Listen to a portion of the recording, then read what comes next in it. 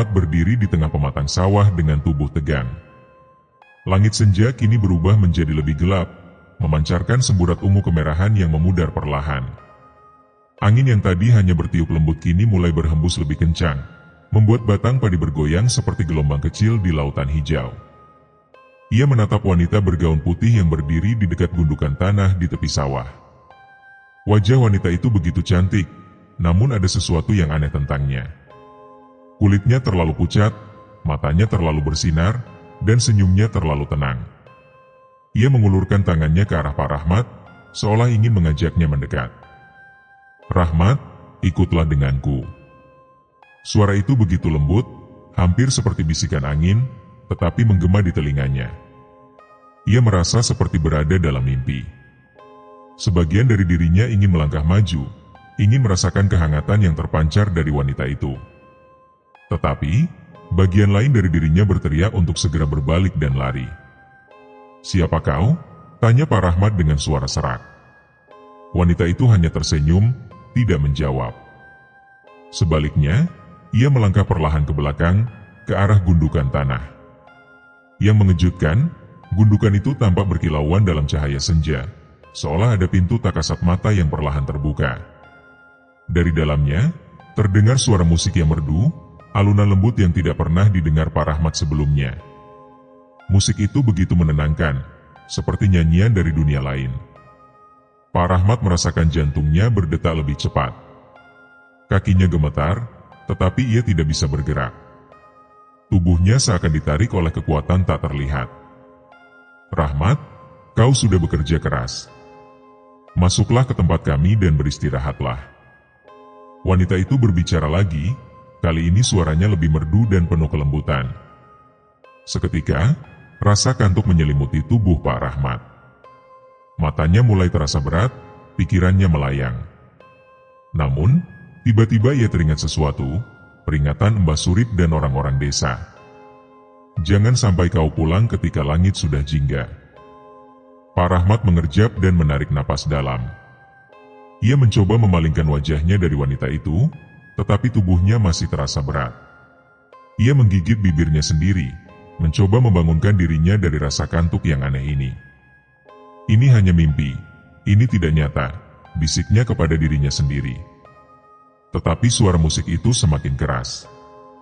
Di sekelilingnya, udara tiba-tiba terasa lebih dingin, dan langit senja kini berubah lebih gelap, hampir seperti malam.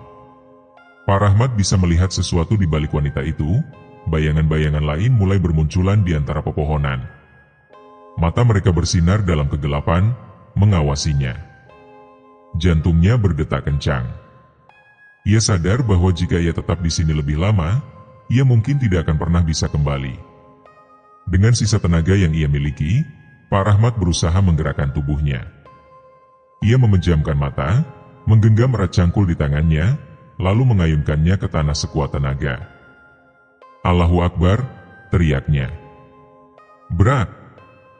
Suara benturan keras menggema di sekelilingnya. Seketika, suara musik itu menghilang. Angin berhenti bertiup. Saat Pak Rahmat membuka matanya, ia terkejut melihat bahwa wanita itu telah lenyap, begitu pula pintu bercahaya di gundukan tanah. Ia terengah-engah, keringat dingin membasahi dahinya. Sawah di sekelilingnya kini tampak seperti biasa, sunyi dan tenang, seolah tidak pernah terjadi apa-apa. Namun, perasaan takut masih menyelimuti hatinya. Ia tahu apa yang baru saja ia alami bukanlah mimpi. Tanpa berpikir dua kali, Pak Rahmat berbalik dan berlari secepat mungkin menuju desanya. Namun, di belakangnya, samar-samar terdengar suara tawa kecil yang nyaring. Seseorang, atau sesuatu, masih mengawasinya. Pak Rahmat berlari sekuat tenaga, melewati pematang sawah yang kini terasa semakin panjang dan jauh. Keringat dingin membasahi pelipisnya, tetapi ia tidak berani menoleh ke belakang. Ia tahu bahwa sesuatu, atau seseorang, masih mengawasinya. Angin dingin berhembus menusuk kulitnya, membawa bisikan-bisikan halus yang berputar di telinganya. Namun, semakin ia berlari, semakin jauh rasanya ia dari desanya. Padahal, biasanya hanya butuh beberapa menit untuk mencapai jalan utama. Napasnya mulai tersengal, langkahnya melambat, dan rasa lelah merayap ke seluruh tubuhnya. Tiba-tiba, ia tersandung dan jatuh ke tanah. Cangkul di tangannya terlempar beberapa meter ke depan. Dengan susah payah, ia mencoba bangkit, tetapi pandangannya mulai kabur. Tanah di bawahnya terasa lebih lembut, hampir seperti rumput yang baru dipotong, berbeda dari sawah berlumpur yang biasa ia pijak. Ketika ia mengangkat kepalanya, ia terkejut. Di hadapannya, terbentang sebuah hamparan tanah yang tidak pernah ia lihat sebelumnya. Sawahnya telah berubah menjadi ladang luas dengan rerumputan hijau yang berkilauan di bawah cahaya bulan.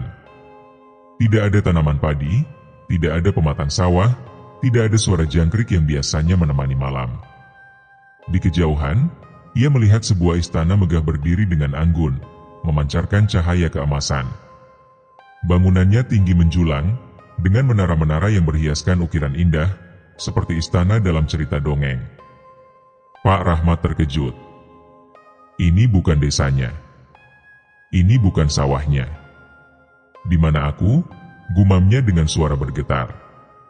Seketika, suara langkah kaki terdengar mendekat. Pak Rahmat menoleh dan melihat beberapa orang berjalan ke arahnya. Mereka berpakaian serba putih, dengan wajah yang bersih dan bersinar. Mata mereka tajam, tetapi penuh kelembutan. Mereka tidak terlihat seperti manusia biasa. Kulit mereka terlalu mulus, gerakan mereka terlalu anggun, dan ada aura keagungan yang mengelilingi mereka. Salah satu dari mereka, seorang pria tinggi berjubah biru, tersenyum dan berbicara dengan suara yang dalam namun menenangkan. Pak Rahmat, kau akhirnya datang. Kami sudah menunggumu. Jantung Pak Rahmat berdegup kencang. Menunggu saya? Tapi, siapa kalian? Saya hanya seorang petani biasa. Saya harus pulang. Pria berjubah biru itu menggeleng lembut. Tidak, Pak Rahmat. Ini adalah takdirmu. Kau telah melewati pintu antara dua dunia. Sekarang kau adalah bagian dari kami. Pak Rahmat semakin bingung. Ia menoleh ke sekeliling, mencari jalan keluar. Tetapi semua yang ia lihat hanyalah hamparan ladang hijau dan istana yang semakin terasa dekat, seolah menariknya lebih dalam. Lalu, dari belakang, terdengar suara lembut yang dikenalnya. Kau telah bekerja keras sepanjang hidupmu. Kini saatnya kau beristirahat. Pak Rahmat menoleh, dan di sana berdiri wanita bergaun putih yang tadi ia temui di sawah. Wajahnya tetap sama, tenang dan penuh senyum. Tapi kini, tatapannya lebih dalam, lebih kuat. Pak Rahmat ingin melawan. Ingin lari. Tetapi tubuhnya tidak bisa bergerak. Dan sebelum ia menyadarinya, kakinya mulai melangkah menuju istana itu. Pak Rahmat merasa tubuhnya melangkah dengan sendirinya, mengikuti wanita bergaun putih yang kini berjalan di depannya. Kakinya seolah tidak bisa ia kendalikan, seakan ada kekuatan yang menariknya menuju istana megah yang semakin dekat. Saat melewati gerbang besar yang terbuat dari emas berkilauan, Pak Rahmat mendongak ke atas, matanya membelalak. Istana itu begitu indah, lebih megah dari yang bisa ia bayangkan. Pilar-pilar tinggi menjulang, dihiasi ukiran yang berpendar dengan cahaya lembut.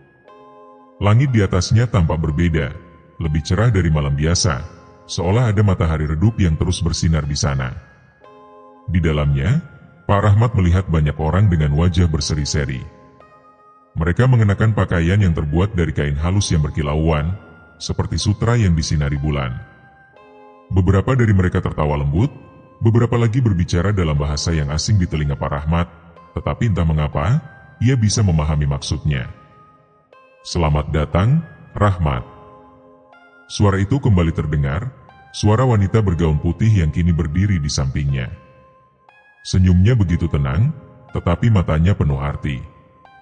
Ia melambaikan tangannya, dan tiba-tiba, seorang pelayan datang membawa sebuah nampan dengan gelas kristal berisi cairan keemasan. Minumlah, ini akan membuatmu lebih nyaman. Pak Rahmat ragu sejenak. Ia mendengar banyak cerita dari para orang tua di desanya bahwa jika seseorang tersesat ke alam bunian dan memakan atau meminum sesuatu di sana, maka mereka tidak akan pernah bisa kembali ke dunia manusia. Tetapi, anehnya, tenggorokannya terasa sangat kering. Ada dorongan kuat dalam dirinya untuk mengambil gelas itu dan meneguk isinya. Dengan tangan gemetar, ia meraih gelas tersebut.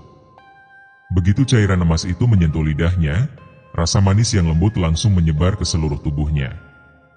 Seketika, rasa lelah yang tadi menyelimuti tubuhnya hilang.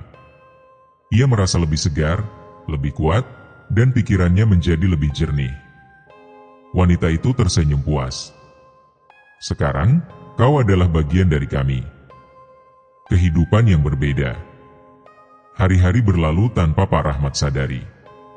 Waktu di alam bunian terasa berbeda, seolah tidak bergerak seperti di dunia manusia. Ia tidak pernah merasa lapar, tidak pernah merasa mengantuk, dan tubuhnya selalu terasa segar. Ia tidak tahu sudah berapa lama ia berada di tempat ini. Apakah hanya beberapa hari, beberapa minggu, atau mungkin bertahun-tahun. Di alam ini, ia bekerja di ladang yang sangat luas. Tetapi, berbeda dari sawahnya di dunia nyata, tanah di sini tidak pernah kering, dan panennya selalu melimpah. Setiap biji yang ia tanam akan tumbuh dalam waktu sekejap, berubah menjadi padi emas yang berkilauan. Tidak ada hama, tidak ada musim kering, tidak ada gagal panen. Setiap malam, setelah bekerja, ia akan diundang ke dalam istana untuk menikmati pesta yang luar biasa. Musik merdu mengalun dari alat musik yang tidak pernah ia lihat sebelumnya. Makanan yang disajikan begitu lezat, tetapi anehnya, setiap kali ia makan, makanan itu tetap utuh, seolah tidak pernah habis. Ia mulai melupakan desanya, melupakan kehidupan lamanya. Tetapi, di lubuk hatinya yang terdalam, ada sesuatu yang terasa kosong. Ada yang hilang, gumamnya suatu malam ketika ia duduk di taman istana, menatap langit yang tak pernah gelap. Ia mulai teringat rumahnya.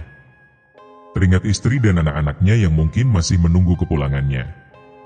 Ia teringat wajah teman-temannya di desa, teringat suara azan yang biasa membangunkannya saat subuh, teringat aroma tanah basah setelah hujan turun di sawahnya.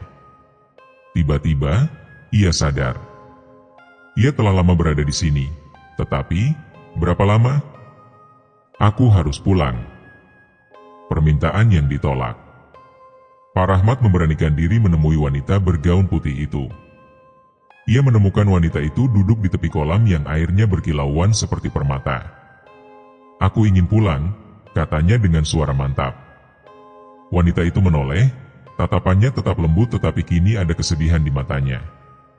Rahmat, bukankah kau sudah bahagia di sini? Kau memiliki segalanya. Panen yang melimpah, kehidupan yang damai, tidak ada penderitaan. Kenapa kau ingin kembali? Pak Rahmat menelan ludah. Karena keluargaku. Karena duniaku yang sebenarnya ada di sana. Wanita itu menghela napas pelan. Ia bangkit berdiri, lalu menatap Pak Rahmat dalam-dalam. Jika kau benar-benar ingin pulang, kami tidak akan menghalangimu. Tetapi, ada satu syarat yang harus kau penuhi. Apa itu?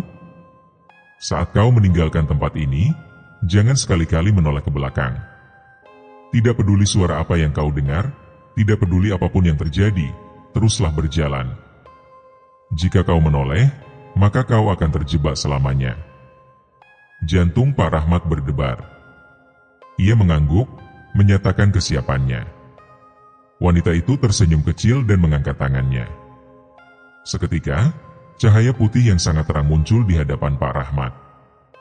Cahaya itu begitu menyilaukan hingga ia harus menutup matanya. Angin berhembus kencang di sekelilingnya, seolah membawa tubuhnya pergi. Ketika ia membuka matanya lagi, ia berdiri di tengah sawahnya. Langit di atasnya masih senja, sama seperti sebelum ia menghilang. Tidak ada istana, tidak ada ladang emas, tidak ada wanita bergaun putih. Ia menghela napas panjang, merasa lega. Ia berhasil kembali. Tetapi kemudian, ia mendengar sesuatu. Suara lembut itu kembali memanggilnya. Rahmat, apakah kau yakin? Seketika, hatinya bergetar. Suara itu begitu indah, begitu penuh kerinduan. Ia ingin sekali menoleh, hanya sekadar untuk melihat sekali lagi kehidupan yang baru saja ia tinggalkan. Tangannya gemetar. Kakinya terasa berat. Jangan menoleh, ia mengingat peringatan wanita itu. Tetapi suara itu semakin kuat, semakin menggoda. Pak Rahmat mengepalkan tangan. Ia harus terus berjalan. Ia harus pulang. Tetapi, tepat sebelum ia melangkah lebih jauh, ia tidak bisa menahan diri. Dengan rasa penasaran yang begitu besar, ia menoleh ke belakang. Dan saat itu juga, semuanya berubah. Di sebuah desa terpencil yang terletak di kaki gunung, hiduplah seorang petani bernama Pak Rahmat. Lelaki itu sudah berusia hampir 50 tahun, tetapi tubuhnya masih kuat dan tegap. Sejak muda, ia telah menghabiskan hidupnya bercocok tanam, menggantungkan nasibnya pada tanah dan hujan. Sawahnya terletak di pinggiran desa, berbatasan langsung dengan hutan yang dikenal angker oleh penduduk setempat. Hutan itu selalu sunyi, terlalu sunyi untuk sebuah hutan yang seharusnya dipenuhi suara burung dan hewan liar. Banyak orang percaya bahwa hutan itu adalah tempat tinggal kaum bunian, makhluk halus yang tidak terlihat oleh manusia biasa. Orang-orang desa sering memperingatkan Pak Rahmat agar tidak bekerja terlalu larut di sawahnya, apalagi saat senja menjelang. "Jangan sampai kau pulang ketika langit sudah jingga," ujar Mbah Surip, seorang ketua desa yang paling dihormati. "Banyak petani sebelum kau yang pernah melihat hal-hal aneh di sana." Pak Rahmat hanya tersenyum mendengar peringatan itu. Baginya, semua itu hanya cerita untuk menakut-nakuti anak kecil. Seumur hidupnya, ia belum pernah mengalami kejadian aneh di sawahnya. Ia lebih takut jika padinya gagal panen dibandingkan dengan hantu atau makhluk halus. Namun, ada satu hal yang sering mengganggu pikirannya. Setiap kali ia bekerja hingga sore hari, ia merasakan seolah-olah ada seseorang yang memperhatikannya dari kejauhan. Kadang-kadang, bayangan putih terlihat sekilas di antara pepohonan di tepi sawah. Saat ia menoleh, bayangan itu menghilang begitu saja. Ia mencoba mengabaikannya, tetapi perasaan itu semakin kuat dari hari ke hari. Pada suatu sore, setelah bekerja sejak pagi, Pak Rahmat memutuskan untuk menyelesaikan pekerjaannya sebelum hujan turun. Langit sudah mulai berwarna jingga keemasan, dan angin sore berembus dengan lembut, membawa aroma tanah basah dan padi yang mulai menguning. Ia mengusap keringat di dahinya dan melihat hasil kerjanya dengan puas. Tapi ia tidak sadar bahwa hari itu akan menjadi hari yang mengubah hidupnya selamanya. Ketika ia hendak mengumpulkan peralatannya dan bersiap pulang, ia mendengar sesuatu. Suara yang lirih, hampir seperti bisikan, memanggil namanya. "Rahmat! Rahmat!" Ia menegakkan tubuhnya dan menoleh ke kiri dan kanan, tetapi tidak melihat siapapun. Angin sore bertiup lebih kencang, menggoyangkan batang padi yang tinggi hingga terlihat seperti gelombang di lautan. Ia berpikir mungkin hanya perasaannya saja. Namun, suara itu terdengar lagi, kali ini lebih jelas. "Rahmat, pulanglah dulu, atau ikutlah bersama kami." Pak Rahmat merasakan bulu kuduknya berdiri. Ia menatap sekelilingnya, mencari asal suara itu. Tidak ada siapapun di sana. Hanya sawah yang luas, hutan yang sunyi, dan langit yang semakin gelap. Jantungnya berdetak lebih cepat. Ia tahu bahwa ia harus segera pergi sebelum malam tiba.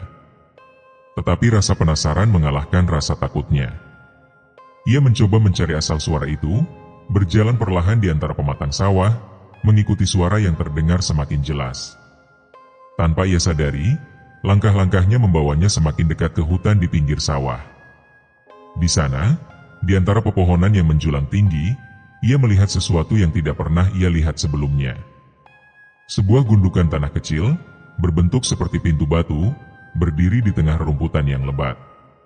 Di depan gundukan itu, seorang wanita bergaun putih panjang berdiri dengan senyum lembut di wajahnya. Mata wanita itu bersinar seperti cahaya bulan. Ia mengulurkan tangannya ke arah Pak Rahmat, seolah mengundangnya untuk mendekat. Dan tanpa sadar, kaki Pak Rahmat mulai melangkah menuju wanita itu. Pak Rahmat menoleh. Saat kepalanya berbalik, ia langsung menyesalinya. Udara di sekitarnya tiba-tiba berubah dingin. Angin yang sebelumnya berhembus lembut kini menjadi begitu kencang, menerbangkan debu dan dedaunan kering. Langit senja yang tadi berwarna keemasan berubah menjadi hitam pekat, seakan malam tiba-tiba turun begitu saja. Matanya membelalak saat melihat pemandangan di belakangnya. Istana megah yang tadi ia tinggalkan kini tampak jauh, tetapi tetap bersinar dengan cahaya keemasan. Wanita bergaun putih masih berdiri di sana, tetapi kali ini wajahnya tidak lagi tersenyum. Mata indahnya kini penuh kesedihan, bahkan ada air mata yang mengalir di pipinya. "Rahmat, kenapa kau menoleh?" Suara itu bukan lagi suara yang lembut dan menggoda. Kali ini, suara itu terdengar penuh kepedihan, seperti seseorang yang baru saja kehilangan sesuatu yang sangat berharga. Pak Rahmat ingin menjawab, ingin meminta maaf, ingin berlari kembali ke dunianya, tetapi sesuatu terjadi. Tanah di bawah kakinya tiba-tiba bergetar. Seakan ada kekuatan tak terlihat yang menariknya ke belakang. Napasnya memburu, kakinya gemetar, tetapi ia tidak bisa bergerak. Tubuhnya terasa berat, seolah ada tali tak kasat mata yang mengikat dan menyeretnya kembali ke arah istana. "Tidak, aku harus kembali." Pak Rahmat berusaha meraih sesuatu, mencoba mencengkeram tanah sawah di bawahnya, tetapi yang ia genggam hanyalah udara kosong. Ia meronta, mencoba melawan tarikan itu, tetapi semakin ia melawan, semakin kuat daya tariknya. Tiba-tiba, di kejauhan, ia mendengar suara-suara lain. "Pak Rahmat!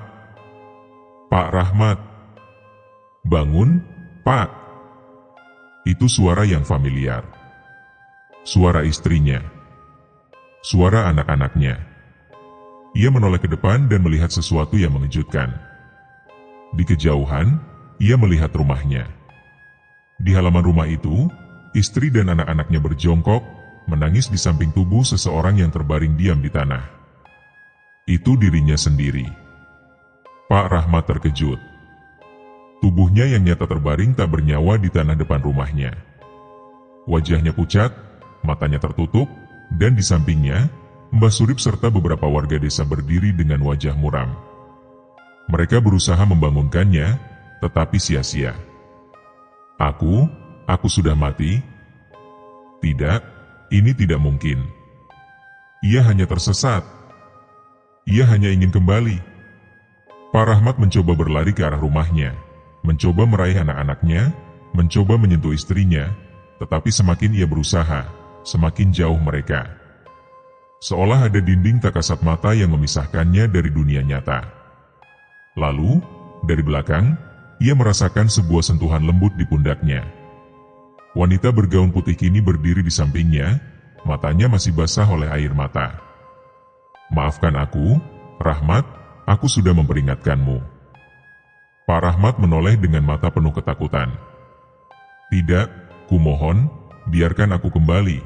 Aku hanya ingin bersama keluargaku." Wanita itu menggeleng pelan. "Kau telah membuat pilihan." Tiba-tiba, cahaya keemasan dari istana semakin terang, menyelimuti seluruh tubuh Pak Rahmat.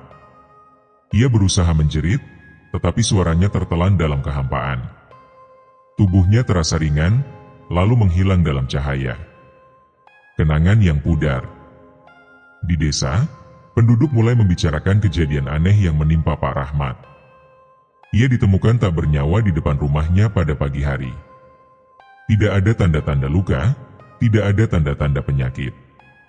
Hanya tubuhnya yang kaku, dengan wajah yang terlihat damai, seolah ia tertidur. Istrinya menangis terseduh-seduh, sementara anak-anaknya mengguncang tubuhnya dengan harapan ia akan terbangun.